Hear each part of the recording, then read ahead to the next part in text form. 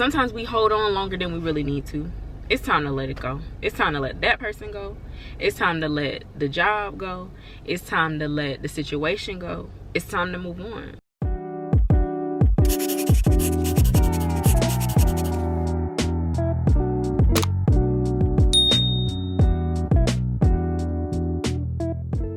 Hey guys, it's all that jazz. Welcome back to my channel. We're on the road to 2K, so go ahead and join today by clicking that red subscribe button. Today we are talking about it wasn't for you. It wasn't for you. They weren't for you. The way that you know somebody is or isn't for you is if that person is super duper draining. So like after you have an interaction with somebody, or you know, whether that be like a cousin, a best friend, a boyfriend, girlfriend, if every time you talk to them or leave hanging out with them and you just feel like drained, but not drained like, oh, we had a long time, I was overstimulated, socialized drained. It's every time you talk to them, they don't necessarily have like the happiest of things to say, or you know, they are bringing, it feels like they're bringing you down if you're bringing them something like new ideas, or you know, you kind of trying to talk about the goals in your life, or you're trying to be uplifting, not really like accepting it. And when you finish hanging out with them, you go home and you just like, ugh,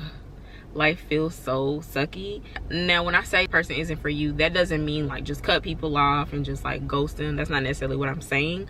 I just think it depends on their value to you, how much they really matter.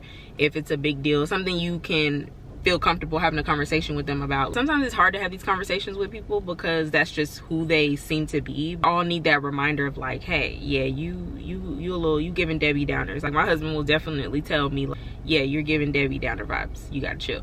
And I'm like, okay, you right. And then I reel it back in, and then I get back into a state of gratitude, or back into a state of like trying to be positive, or you know, like I said, I always say, feel your emotions, be human, don't be a robot.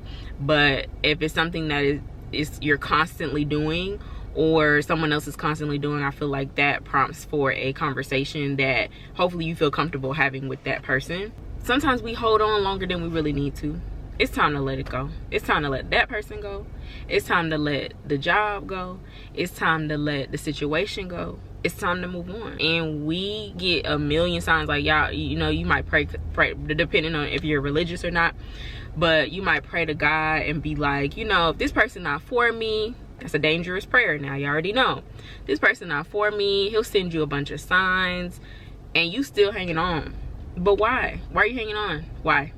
And I get it. I feel like letting go is not like an easy feat. It's not something that's like, oh, you wake up one day like I'm done. No, sometimes it takes a couple of times. Sometimes it takes multiple times for you to feel like, okay, I'm ready to let this person go. I'm ready to let this job go. And like sometimes you also have to wait until you're in a certain season or a certain situation before you can just let something go or move on, you know. But if it's not healthy for just not just you, but you and that other person, sometimes you gotta do what you gotta do. Another thing is like you feel like it's forced. So if something doesn't feel like natural, you know, people ask me like if I have a conversation about marriage or stuff like that, like how do you know that person is the one? Or I just feel comfortable with him and I feel like we get each other, like we're here. Sometimes he'll just we'll literally text each other at the same time. Like it's silly stuff that happens that we be like, see, we here, right? But I do think that we have to realize when we're trying to do too much and we're trying to force a relationship or force something to work, if it's uncomfortable and it's causing you to grow, that's different. But if it's forced in the way of you're not feeling like it's helping you grow, or it's not helping you move forward in life, not just it, but a person, like a job, whatever your situation is, then you should think about it twice. Another thing that we got to learn to listen to is our intuition. We overthink and we doubt ourselves, or we doubt our intuition, like, nah, I'm tripping. And we also try to give people benefit of the doubt. I do think that we have to listen to our gut if it's telling us certain things. It's listening to what you think might be the right, whether you're in a situation, your friends telling you, nah, I really think we should go, like we just need to go do this real quick and then we're not gonna get caught, we're gonna be good. No, if your intuition is saying no and they gonna say ha ha ha, make fun of you, you gonna have to make fun of me today. I was the type of kid that I didn't want to find out. I don't want to suffer the consequences. Now I experienced life. I'm not saying I ain't tried nothing ever, but I'm saying there are certain situations that I'll be like, nah, not gonna get me caught up. First of all, number one, because my mom, but number two, I just didn't want to be in a situation where I'm afraid or I'm hanging out with the wrong people. I end up in jail.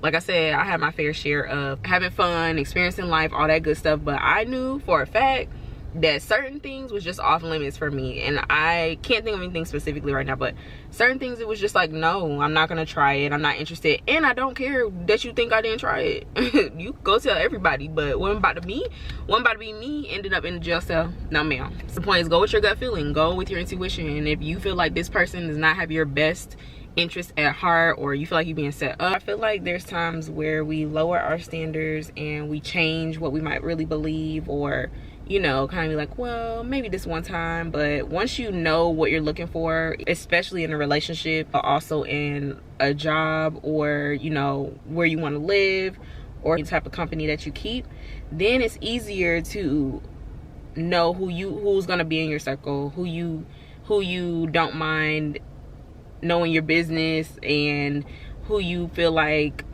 will be having, like I said, your best interest at heart. You know it's not for you if it's not bringing you peace. I feel like we have to think and put ourselves in certain situations before we just move on. I'll give a couple examples. I love finances, y'all, so not that I'm a financial advisor, definitely not that. For example, if you're like, man, I just really want to move to this area, but it's a little bit more expensive, or I really just want to buy such and such. You put yourself in that situation to be able to buy it, save up money for it. Or I really want to leave this person, but we live together, we have a whole lease together, you decided that this is what we're gonna do, but y'all, you realize it doesn't work out. And sometimes you can move out immediately, depending on like how toxic it is. Let's please not be in like abusive, crazy relationships, but you know, sometimes you just have to put yourself in situations, or single moms who like, how am I going to do this by myself, or single fathers, or whatever. The longer we invest ourselves in something, and the longer we don't take ourselves out, the more suffering that we go through, and more unnecessary pain that we go through, instead of just taking a step back, saying like, I'm gonna make it without this person, or like the life won't end because I don't have this person, or it's not the end of the world. I saw something on Reddit the other day that one thing that it said was like, one thing their mom taught them was always have enough money so that you can get out of, it was like, I gotta remember what it said, but it was basically like, always have your own so that you don't have to stay in certain situations. And that, I was like, wow, the less that you have to depend on people, as far as like, I need them to do this for me, I need them to give me this and give me that, the more you can do for yourself, the more you can leave situations that are not for you, and leave people that are not for you. But when you depend on people and you feel like, oh, this is where I have to be, I don't have a choice because they paying my rent, I don't have a choice because they how I get to and from work. We all need help at some point in life. I feel like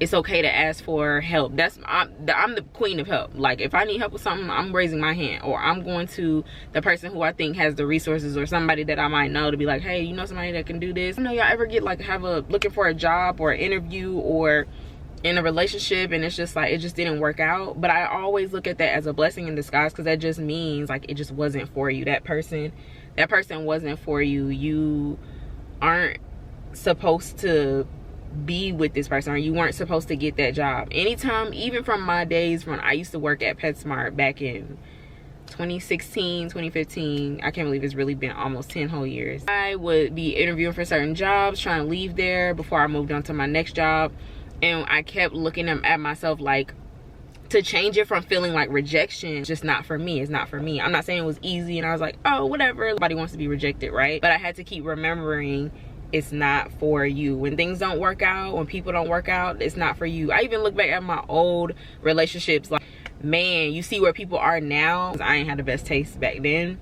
It definitely wasn't like nice guy taste. Dang, if I really had stayed with them, like, who knows where I would be right now, you know?